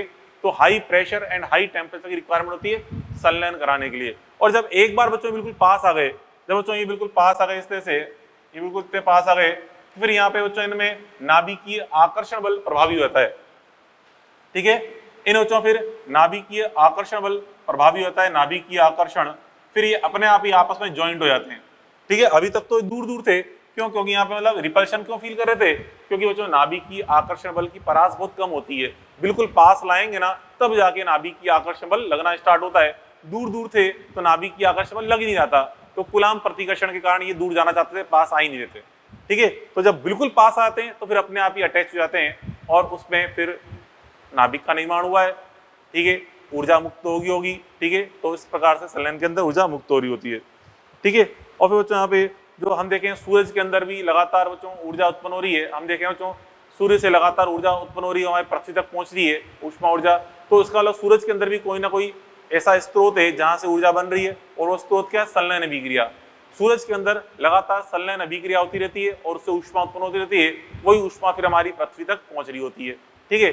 तो संलयन अभिक्रिया सूरज के अंदर होती है और वहीं से लगातार ऊर्जा उत्पन्न हो रही होती है, ठीक है। वही चीज यहाँ पे समझाई गई है। और फिर परमाणु बम और हाइड्रोजन बम में ये समझा दिया क्या अंतर है, ठीक है, ये चीज अपन देखी, ठीक है। तो चलो यहाँ तक तो ये अपन ने पढ़ लिया न्यूक्लियर फिजिक्स के बारे में, ठीक है। अपना ये न्यूक्लियर फिजिक्स कंप्लीट हो गया। अब इसके अंदर अपन नेक्स्ट टॉपिक स्टार्ट करते हैं, रेडियो एक्टिविटी। ये तो काफी अच्छा टॉपिक है, एक तरह से कॉन्सेप्चुअल टॉपिक है, इसको अपन लिखेंगे, इसी बोर्ड पे लिख रहे थे। ये तो पूरा अपन ने पढ़ा थ्योरेटिकल पोर्शन था, इसलिए आपको मैंने मॉड्यूल समझा दिया। अब अपन स्टार्ट करते हैं बच्चों रेडियो एक्टिविटी के बारे में। अभी बच्चों स्टार्ट करते हैं अपन रेडियो एक्टिविटी, रेडियो सक्रियता। ठीक है, रेडियो सक्रियता क्या होती है? देखिए रेडियो एक्टिविटी, रेडियो सक्रियता, रेडियो एक्टिविटी। तो जो रेडियो एक्टिविटी क्या है? जो अस्थायी तत्व होते हैं उनमें स्वतः विघटन की प्रवृत्ति पाई जाती है। इस प्रवृत्ति को हम बोलते हैं रेडियो एक्टिविटी। स्वतः विघटन की प्रवृत्ति मतलब कोई भारी नाभिक होगा या कोई अस्थायी नाभिक होगा, अस्थायी नाभिक, उसके अंदर से अपने आप ही अल्फा बीटा गामा पार्टिकल निकलते रहेंगे। ठीक है, alpha beta beta gamma particle निकलेंगे तो नाभिक छोटा होता जाएगा। ठीक है, छोटे नाभिक में परिवर्तित हो जाएगा। इसी प्रक्रिया को हम बोलते हैं रेडियो एक्टिविटी बोलते हैं। ठीक है, तो जो वो यहाँ पे इसकी खोज जो की थी इसकी, वो की थी हेनरी बैकुरल ने। ठीक है, इसका जो खोज करता है कौन हो? हेनरी बैकुरल, हेनरी बैकुरल खोज करता हेनरी बैकुरल। ठीक है, रेडियो एक्टिविटी कहते हैं किसे बच्चों? आपको बताया मैंने कि अस्थायी नाभिकों के, देखिए अस्थायी नाभिकों के स्वतः विघटन, अस्थायी नाभिकों के स्वतः विघटन की प्रक्रिया, स्वतः विघटन की प्रक्रिया अर्थात अल्फा बीटा गामा निकलना। ठीक है, को हम क्या बोलते हैं? रेडियो एक्टिविटी कहते हैं। को रेडियो एक्टिविटी मतलब रेडियो सक्रियता कहते हैं। रेडियो सक्रियता कहते हैं। ठीक है भाई, बस में क्यों निकलते हैं, कैसे निकलते हैं वो तो बाद में पढ़ेंगे। अब बस अभी ध्यान रखो कि यहाँ नाभिक के अल्फा बीटा गामा पार्टिकल निकलने के बाद एक छोटे नाभिक में चेंज हो जाता है। फिर वो भी अगर अस्थायी है तो उससे फिर अल्फा कोई बीटा निकलेगा, फिर और छोटा हो जाएगा। ऐसे कब तक छोटा हो जाएगा? जब तक वो एक स्थायी नाभिक में चेंज नहीं हो जाता, अर्थात अपने आप अल्फा बीटा निकलना बंद नहीं हो जाता, तब तक वो आगे से आगे रेडियो एक्टिविटी शो करता है। अब यहाँ पे देखिए, ये जो रेडियो एक्टिविटी प्रोसेस है ये बच्चों पूर्णतः रैंडम प्रोसेस है। रैंडम प्रोसेस है जो कि प्रायिकता सिद्धांत पे आधारित होता है। क्या मतलब इसका? देखिए बच्चों अभी समझाता हूं मैं। ये हम कह रहे हैं कि रैंडम प्रक्रिया है, रैंडम प्रक्रिया है जो कि किस पर आधारित है? प्रायिकता सिद्धांत पे, जो कि प्रायिकता पर आधारित है। ठीक है, क्या मतलब बच्चों प्रायिकता पे आधारित होने का मतलब? जैसे कि मान लो बच्चों ये अपन ने कोई सैंपल लिया, ये कोई सैंपल है, यूरेनियम का सैंपल है। इसमें इस प्रकार से यूरेनियम के 1000 परमाणु हैं, यूरेनियम के 1000 परमाणु हैं, सारे के सारे परमाणु यूरेनियम के हैं। और जो हम जानते हैं यूरेनियम एक अस्थायी तत्व होता है, तो जो उसकी विघटन स्टार्ट, जैसे अपन ने सैंपल तैयार किया, तैयार करते से इसका विघटन प्रारंभ हो जाएगा इसके नाभिकों का। ठीक है, अब जो इसमें एक अब पर चीज पढ़ेंगे, अर्ध आयुकाल। अर्ध आयुकाल किसे कहते हैं? वह समय अंतराल जिसमें आधे नाभिकों का विघटन हो चुका होता है, उस समय को बोलते हैं अर्ध आयुकाल। जैसे कि मान लीजिए यूरेनियम का अर्ध आयुकाल मान लीजिए 10 वर्ष है, तो 10 वर्ष में इसमें जो टोटल नाभिक थे, मान लो 1000 नाभिक थे, तो 1000 में से 500 नाभिकों का विघटन हो चुका होगा, अर्थात वो अन्य नाभिक में परिवर्तित हो चुके होंगे, अर्थात शेष कितने बचेंगे? केवल 500 यूरेनियम बचेंगे। ठीक है, तो क्या मतलब है कि अर्ध आयुकाल में कितने नाभिकों का विघटन होना? टोटल 1000 है, 500 का विघटन होना है। अब 500 कौन से होंगे हम कुछ नहीं कह सकते। हो सकता है पहला विघटन ही ये वाला नाभिक का हो जाए, हो सकता है दूसरा विघटन ये नाभिक का हो जाए, तीसरा विघटन फिर इस नाभिक का हो। तो ये बिल्कुल रैंडम सिद्धांत, रैंडम प्रक्रिया है, किसी का भी विघटन हो सकता है। ये पता है कि हमें अर्धायुकाल में 50% का विघटन होना है, तो हर इस पे उंगली रख के पूछूं बताइए इसके विघटन होने की प्रायिकता कितनी है? एक अर्धायुकाल में इसके विघटन होने की संभावना कितनी है? हम बोलेंगे 50%। हो भी सकता है और नहीं भी हो सकता। ठीक है, तो मतलब पूरी तरह से प्रायिकता सिद्धांत पे आधारित होती है। ठीक है, उसका बच्चों फिर नेक्स्ट पॉइंट, यह एक अनुत्क्रमणीय प्रक्रिया है। ठीक है, अनुत्क्रमणीय प्रक्रिया है। अनुत्क्रमणीय का मतलब बच्चों यहाँ पे अनुत्क्रमणीय अभिक्रिया है। ठीक है, मतलब बच्चों यहाँ पे हम देखा कि जो अस्थायी तत्व है उससे कोई अल्फा बीटा निकला, वो किसी छोटे में चेंज हो गया। हम सोचे कि छोटे वाले में वापस अल्फा डाल दें, बीटा डाल दें, वापस बड़े में चेंज हो जाएगा। नहीं, ऐसा नहीं होता। ठीक है, मतलब एक अनुत्क्रमणीय प्रक्रिया होती है, हम इसको वापस छोटे को बड़े में चेंज नहीं कर सकते। ठीक है, उसका बच्चों फिर आगे अपन देखें, ये एक नाभिकीय अभिक्रिया है। नाभिकीय अभिक्रिया है, इस पर किसी भी रासायनिक अभिक्रिया या भौतिक अभिक्रिया का कोई प्रभाव नहीं पड़ता। ठीक है, नाभिकीय अभिक्रिया है, ये एक नाभिकीय अभिक्रिया है, इसलिए इस पर किसी भी रासायनिक व भौतिक अभिक्रिया का प्रभाव नहीं पड़ता। रासायनिक व भौतिक अभिक्रिया का प्रभाव नहीं पड़ता,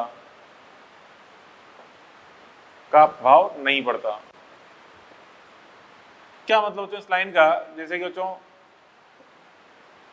जैसे कि ये एक नाभिक अभिक्रिया, मतलब जो टोटली क्रिया हो रही है नाभिक के अंदर से हो रही है, नाभिक के बाहर मतलब परमाणु में कितने इलेक्ट्रॉन से उसका कोई फर्क नहीं पड़ता। जैसे आप सोचें, जैसा होता है मैंने यूरेनियम, बच्चों यूरेनियम का अर्धायुकाल मान लिया हमने 10 वर्ष है। ठीक है, 10 वर्ष है। ठीक है, 10 वर्ष में 500 नाभिकों का विघटन हो जाएगा, अगर टोटल आपने 1000 नाभिक लिए तो।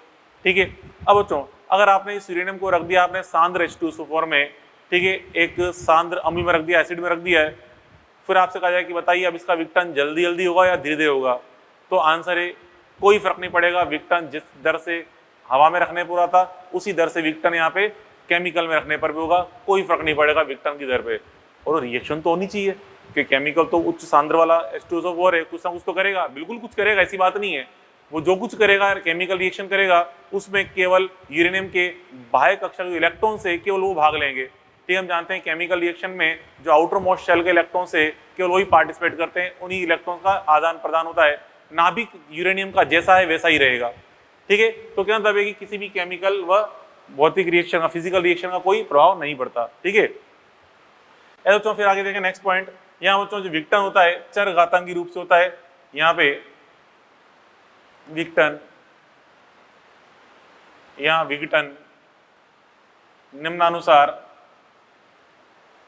निम्नानुसार चर घातांकी रूप से होता है।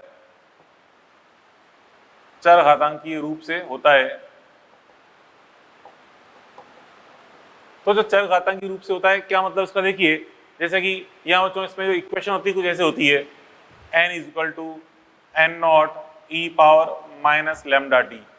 ठीक है, इस अभिक्रिया के अनुसार यहाँ पे विघटन हो रहा होता है। यहाँ बच्चों n0 क्या है? देखिए मैं समझाता हूँ एक चीज। यहाँ बच्चों यहाँ पे ये जो n0 है, पहले अपन लैम्डा की बात करें। लैम्डा बच्चों यहाँ पे होता है, इसे बोलते हैं क्षयांक या विघटन नियतांक बोलते हैं इसको, विघटन नियतांक, क्षयांक या विघटन नियतांक। और जो n0 के यहाँ पे n0 है प्रारंभ में कुल सक्रिय नाभिक, प्रारंभ में कुल सक्रिय बोल लो या अविघटित बोल लो, एक ही बात है, अविघटित। ठीक है, प्रारंभ में कुल अविघटित नाभिक। ठीक है, प्रारंभ में अपने जो सैंपल लिया यूरेनियम का, इसमें टोटल 1000 नाभिक लिए, मतलब सारे क्या थे? अविघटित, बिल्कुल फ्रेश सैंपल था, सारे अविघटित नाभिक थे, मतलब सारे सक्रिय नाभिक थे। ठीक है, फिर n क्या बता रहा है बच्चों? यहाँ पे n बता रहा है t समय पश्चात। ठीक है, समय t पश्चात बचे सक्रिय नाभिक। शुरू में तो यहाँ पे n0 थे, t समय पश्चात कितने नाभिक सक्रिय बचेंगे इस समीकरण से निकालते हैं। मतलब यहाँ जो विघटन होता है बच्चों कुछ इस तरह से होता है। विघटन ग्राफ अगर अपन देखें, विघटन ग्राफ, हम n का मान देख रहे हैं, मतलब नाभिकों की संख्या किस प्रकार से कम होती जा रही है, मतलब t समय पे कितने नाभिक बचेंगे, t समय पे कितने नाभिक सक्रिय बचेंगे, वो अपन देख रहे हैं। प्रारंभ में कितने नाभिक थे बच्चों? सक्रिय नाभिक n0। ठीक है, n0 थे। फिर ग्राफ इस तरह होता है, इस तरह से 23 से, शुरू में तो 23 से n की संख्या घटती जाती है, सक्रिय नाभिक की संख्या घटती है, बाद में फिर ग्राफ इस तरह चेंज हो रहा है। देखिए बच्चों यहाँ पे ये n0 है, ये मान कितना हो गया? n0/2। और आपको समझाया था मैंने अभी, आधी संख्या कितने समय पश्चात रह जाती है? अर्ध आयुकाल समय पश्चात। इसको आगे लेके आए, यहाँ पे नीचे लेके आएंगे, तो यहाँ पे जो टाइम है इसे बोलते हैं हाफ लाइफ, अर्ध आयुकाल। तो t बराबर कैपिटल T पे n का मान कितना हो गया? n0/2। ठीक है, तो ऐसे ही अगली अर्ध आयुकाल पश्चात अपन देखेंगे तो संख्या और आधी जाएगी, तो n0/4 हो जाएगी यहाँ पे इस जगह। n0/4। कब इसको आगे लेके आए, यहाँ पे ये टाइम आएगा मतलब 2t, मतलब t के बाद अगला t और ऐड किया, इस t के बाद एक t और ऐड किया, तो इस अगले t समय पश्चात नाभिकों की संख्या और आधी रह गई है, n0/4 रह गई है। ऐसे 3t पर कितनी रहेगी मान, n0/8 हो जाएगी। इस प्रकार से आगे चरघातांकी रूप से इसका विघटन होता रहता है। ठीक है, तो यहाँ पे देखिए ये ग्राफ नीचे आ रहा है इस तरह से, तो ये ग्राफ इस जगह n का मान 0 कहाँ जाके होगा, अनंत पे। ग्राफ नीचे उतर रहा है, ठीक है, इस अक्ष को कब टच करेगा, t बराबर अनंत पे। तो हम देख रहे हैं यहाँ पे, इसमें आप देखिए t बराबर अनंत पे क्या कह रहा हूं, तो t बराबर अनंत पर n बराबर 0 हो रहा है। ठीक है, तो हम कहते हैं यहाँ पे, यहाँ t बराबर अनंत पे n बराबर 0 होगा। अतः बच्चों आपसे कहा जाए कि संपूर्ण नाभिकों को विघटित होने में कितना समय लगेगा, संपूर्ण नाभिकों को विघटित होने में कितना समय लगेगा, अनंत समय। अर्थात पदार्थ की कुल आयु कितनी होती है, कुल आयु होती है अनंत। ठीक है, t बराबर अनंत पे n बराबर 0 का अर्थात पदार्थ की मतलब इसकी कुल आयु, ठीक है,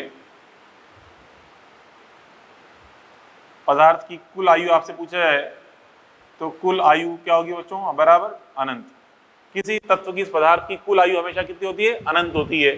ठीक है, मतलब उस सैंपल के, उस पदार्थ का सैंपल लिया गया है तो उसको पूर्णतः विघटित होने में कितना टाइम लगता है, इनफाइनाइट टाइम लगता है। ठीक है, ये चीज अपन देखी।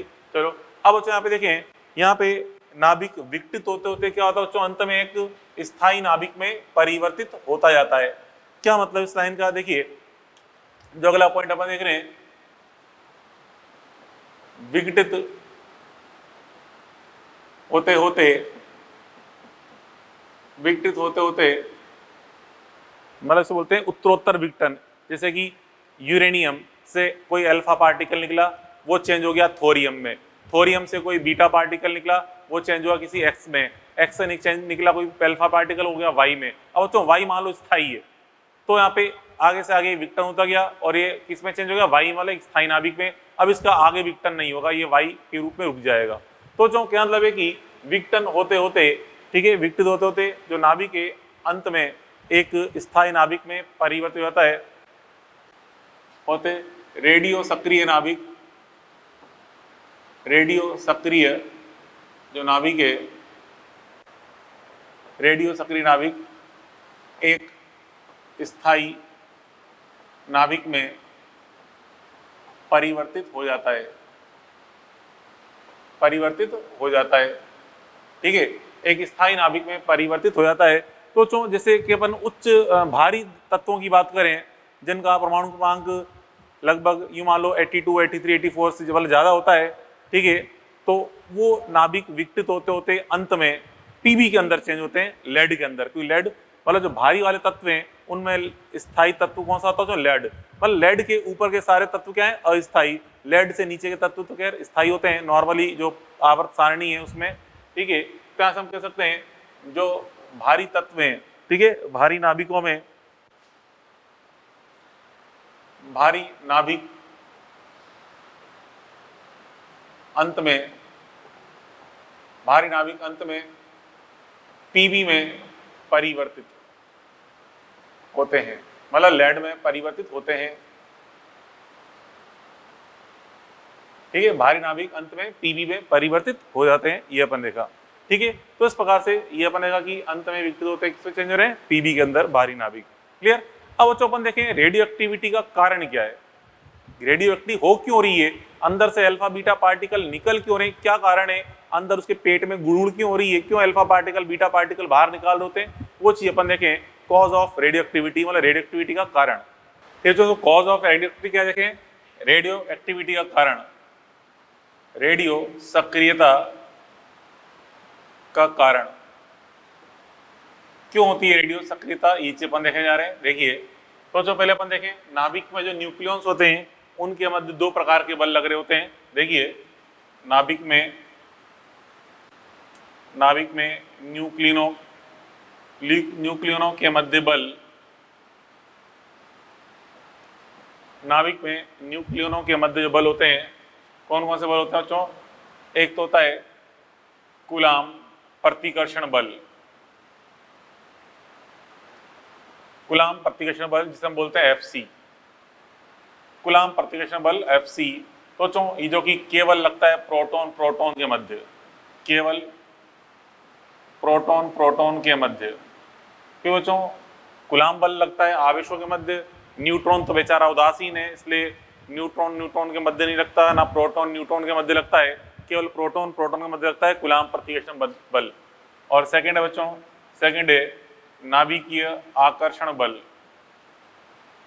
नाभिकीय आकर्षण बल Fn। तो चलो ये तो सब में लगता है, प्रोटॉन प्रोटॉन के मध्य में लगता है, Pp, Pn, Nn के मध्य समान रूप से, सब में बल एक समान रूप से, जितना बल प्रोटॉन प्रोटॉन के मध्य होता है, प्रोटॉन न्यूट्रॉन के मध्य होता है, उतना ही न्यूट्रॉन न्यूट्रॉन के मध्य होता है। ठीक है, नाभिकीय आकर्षण बल। ठीक है, अब यहाँ पे देखिए नेट बल की बात करें, अतः नेट बल, नेट बल तो चलो देखो प्रोटॉन प्रोटॉन के मध्य नाभिक के आकर्षण के साथ साथ कूलाम प्रतिकर्षण बल भी लग रहा होता है, इसलिए कुछ बल घट जाता है क्योंकि ये आकर्षण था और एक कुछ लगा प्रतिकर्षण, तो इसलिए हम कह सकते हैं नेट बल जो है प्रोटॉन प्रोटॉन के मध्य जो नेट बल है वो थोड़ा कम प्राप्त होता है। ठीक है, प्रोटॉन न्यूट्रॉन की तुलना में, प्रोटॉन न्यूट्रॉन की तुलना में, या कहते हैं न्यूट्रॉन न्यूट्रॉन की तुलना में। तो चलो न्यूट्रॉन न्यूट्रॉन के मध्य नेट बल और प्रोटॉन न्यूट्रॉन के मध्य नेट बल ये तो बराबर होता है, जो कि प्रोटॉन प्रोटॉन के मध्य नेट बल से ज्यादा होता है। ठीक है, नेट बल क्लियर। अब देखिए कारण क्या है रेडियोएक्टिविटी का, समझें नाभिक जिनमें, नाभिक जिनमें, अब तो देखो यहाँ पे इसमें ये जो कूलाम प्रतिकर्षण बल है नाभिकों के मध्य, कूलाम प्रतिकर्षण बल लग रहा है न्यूक्लियस के मध्य, वो इनको दूर हटाना चाहता है, न्यूक्लियस को दूर हटाना चाहता है, और जो आकर्षण बल है नाभिक की आकर्षण बल उनको अंदर की ओर बांधे रखना चाहता है। ठीक है, तो जिन नाभिकों में बच्चों प्रतिकर्षण होने वाला बल ज्यादा है, मतलब कूलाम बल ज्यादा है, उनमें ही स्वतः विघटन की प्रवृत्ति होती है जिसे हम बोलते हैं रेडियोएक्टिविटी। नाभिक जिनमें Fc greater than Fn, Fc greater than Fn होता है, नाभिक जिनमें Fc ग्रेटर देन Fn होता है उनमें स्वतः विघटन की प्रवृत्ति, स्वतः विघटन का गुण होता है जिसे रेडियो एक्टिविटी कहते हैं, रेडियो सक्रियता कहते हैं, रेडियो सक्रियता कहते हैं। ठीक है, तो जो रेडियो एक्टिविटी का कारण क्या बच्चों देख लिया हमने, कूलाम प्रतिकर्षण बल का मान अधिक होना रेडियो एक्टिविटी का मूल कारण है। ठीक है, नाभिक के बल से कूलाम प्रतिकर्षण बल ज्यादा इफेक्टिव होता है, ये चीज अपन देखी। अब तो देखो यहाँ पे इसमें, अब तो यहाँ पे समझे क्या कहता हूं मैं, जैसे कि नाभिक जिनका जेड का मान, ठीक है, नाभिक जिनमें जेड का मान 82 से ग्रेटर होता है, वो सारे नाभिक क्या होते हैं, अस्थायी होते हैं, वो सारे नाभिक अस्थायी होते हैं। मतलब यहाँ पे हम कह रहे हैं बच्चों के मतलब क्या समझे, भारी जो नाभिक हैं, ठीक है, भारी नाभिकों में बच्चों, भारी नाभिकों में जिनका जेड 82 से ग्रेटर है, ठीक है, फॉर जेड ग्रेटर देन 82, तो जो जिनका जेड 82 से ग्रेटर है बच्चों उनमें यहाँ पे Fc का मान ज्यादा होता है Fn से, मतलब रिपल्शन फोर्स ज्यादा लग रहा होता है प्रतिकर्षण बल, इसलिए वो क्या होते हैं, अस्थायी होते हैं। ठीक है, अस्थायी नाभिक होते हैं, ठीक है, अस्थायी नाभिक होते हैं। ठीक है, अर्थात उनमें रेडियो एक्टिविटी का गुण उपस्थित होता है। ठीक है, एंड बच्चों जिनका Z 82 के बराबर है, मतलब Pb के बराबर में, Pb है, मतलब Pb की बात करें, मतलब Pb के लिए क्या होता है बच्चों, यहाँ पे Fc और Fn बराबर होते हैं, Fc Fn बराबर होते हैं, ये भी ये बच्चों Fc Fn बराबर है, ये स्थायी होता है, स्टेबल न्यूक्लियस होता है। ठीक है, स्थायी, तो Pb बच्चों एक स्थायी नाभिक है। ठीक है, और अगर Z का मान 82 से लेस है, 82 से लेस है, मतलब पीबी से छोटा है, तो खैर उसमें तो एफ सी का मान लेस देन एफ एन होगा, मतलब यहाँ पे जो नाभिकीय बल है वो अधिक प्रभावी होगा, नाभिकीय बल, इसलिए अपन कह सकते हैं कि वो भी क्या होंगे बच्चों, क्या होंगे, स्थायी नाभिक, स्थायी नाभिक। तो बच्चों इसका ये मत समझना कि मैं कह रहा हूँ जेड लेस देन 82 वाले सारे नाभिक स्थायी होते हैं, हम बात करें यहाँ पे पीरियोडिक टेबल की। पीरियोडिक टेबल आवर्त सारणी में जो नाभिक उपस्थित परमाणु उपस्थित हैं, ठीक है, आवर्त सारणी में जो परमाणु उपस्थित हैं जिनका जेड और ए आपको दिया हुआ है, ठीक है, तो वो सारे नाभिक की बात करें तो 82 से बड़े वाले सारे नाभिक और उनके सारे समस्थानिक, जेड ग्रेटर देन 82 वाले जितने भी तत्व हैं उन सबके समस्थानिक भी सारे के सारे क्या होते हैं, अस्थायी होते हैं। जेड इज इक्वल टू 82 स्थायी है और जेड लेस देन 82 क्या है, ये भी स्थायी। कौन से, पीरियोडिक टेबल वाले, ये छोटे वाले सब स्थायी होते हैं। परंतु जो पीरियोडिक टेबल में जो तत्व उपस्थित हैं उनके कुछ समस्थानिक, जेड लेस देन 82 वाले तो सारे के सारे जो पीरियोडिक टेबल में उपस्थित सारे स्थायी हैं, लेकिन उनके कुछ समस्थानिक ऐसे भी हैं जो अस्थायी हैं, अर्थात रेडियोएक्टिविटी शो करते हैं। जैसे अपन देखें, सिंपल सी बात करें, कार्बन 12, ठीक है, पीरियोडिक टेबल में कार्बन 12 उपस्थित है, तो हम देखते हैं कार्बन 12 तो स्थायी होगा, परंतु कार्बन का जो 14 है, C14 समस्थानिक है, वो अस्थायी होता है, रेडियोएक्टिविटी शो करता है। तो कार्बन 14 तो स्थायी है, ठीक है, लेकिन कार्बन 12 तो स्थायी है, लेकिन कार्बन 14 अस्थायी नाभिक है, रेडियोएक्टिविटी शो कर रहा होता है कार्बन 14, ठीक है। तो ये चीज अपन देखी। अब बच्चों क्लियर। अब बच्चों देखो भारी नाभिकों में हम देखें क्रमागत विघटन होता जाता है, नाभिक छोटे होते होते एक स्थायी नाभिक पीवी में चेंज होता है। तो यहाँ बच्चों इसमें टोटल 4 श्रेणियां प्राप्त हो सकती हैं भारी नाभिकों के क्रमागत विघटन में। निम्न 4 श्रेणियां प्राप्त हो सकती हैं, कौन कौन सी होती हैं, तो ये अपन देखने आ रहे हैं, जो कि हमें याद रखना है। भारी नाभिकों के रेडियो विघटन में निम्न 4 श्रेणियां प्राप्त हो सकती हैं, ठीक है। पहला तो बच्चों यूरेनियम श्रेणी,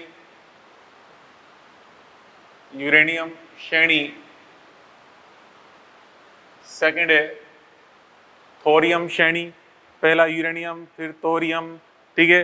फिर यहाँ पे हम देखते हैं एक्टिनियम, यूरेनियम, थोरियम,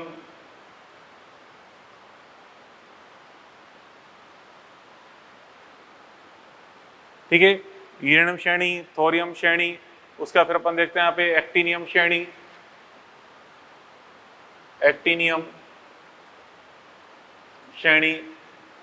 फिर होता है फोर्थ होता है नेपच्यूनियम श्रेणी,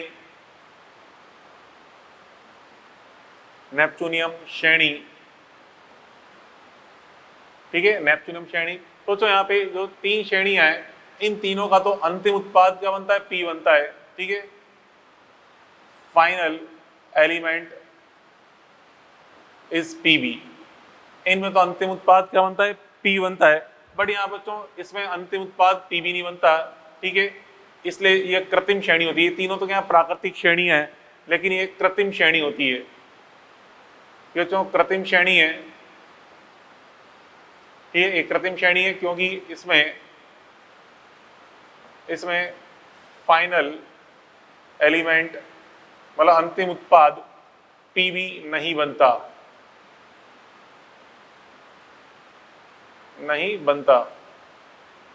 ठीक है, ये चीज अपन समझी। अब तो यहाँ पे श्रेणियों का मतलब क्या है, जैसे कि देखिए उच्च एलिमेंट है, ठीक है, जिसका मान लो जेड का मान मान लो 100 है, 100 से विघटित होते प्राकृतिक रूप से विघटित होते वो किसमें चेंज होगा, पीबी के अंदर। तो जेड पहले 100 था, 100 से मान लो 98 हुआ, 98 से 97 हुआ, फिर मान लो ऐसे करते करते करते करते ये 92 पहुंच गया, तो यूरेनियम बन गया। अब यूरेनियम बनते ही फिर ये यूरेनियम वाली श्रेणी को पकड़ लेगा और उसके अनुसार लगातार विघटित होते पी पहुंचेगा। मान लो तो ये विघटित होते होते इसमें यूरेनियम बना, थोरियम प्राप्त हुआ, विघटित होते होते थोरियम प्राप्त हुआ, तो फिर ये थोरियम वाली श्रेणी को प्राप्त करके उसके अनुसार आगे विघटित होगा, ठीक है। तो ऐसा क्या मतलब है कि यहाँ पे इन चारों में से किसी भी एक श्रेणी को प्राप्त करके, शुरू की किसी भी 3 श्रेणियों को प्राप्त करके ये पीबी पे पहुंच जाता है, ठीक है। और चौथी तो खैर कृत्रिम श्रेणी होती है जिसके अंदर पीबी नहीं बन रहा होता, इसलिए कृत्रिम श्रेणी बोलते हैं इसको, ठीक है। तो फिलहाल तो खैर याद रखना, कोई न्यूमेरिकल वगैरह नहीं आता, डायरेक्ट रटने वाली बात है, ठीक है। इस पर ज़्यादा डिटेल में अपन को नहीं सोचना, ठीक है। तो यहाँ तक तो अपन ने पढ़ लिया रेडियो एक्टिविटी की बेसिक चीज़ें अपन ने पढ़ ली। अब बच्चों इसका जो न्यूमेरिकल पोर्शन अपन देखते हैं, न्यूमेरिकल पोर्शन में इसमें आता है बच्चों रेडियो, मतलब जैसे यहाँ पे हम पढ़ते हैं रदरफोर्ड सोडी का नियम। रदरफोर्ड सोडी के नियम से यहाँ पे बच्चों इसके मेन न्यूमेरिकल स्टार्ट होते हैं, इसके बेसिक कॉन्सेप्ट स्टार्ट होते हैं। अभी तो क्या अपन थ्योरेटिकली देखा कि रेडियो एक्टिविटी होती क्या है, ठीक है। तो बच्चों अब यहाँ पे इसके अंदर जो नेक्स्ट पॉइंट है रदरफोर्ड सोडी का नियम, ठीक है, इसे अपन कल पढ़ते हैं। चलो क्या है कल देखते हैं, ओके कल मिलते हैं, गुड बाय।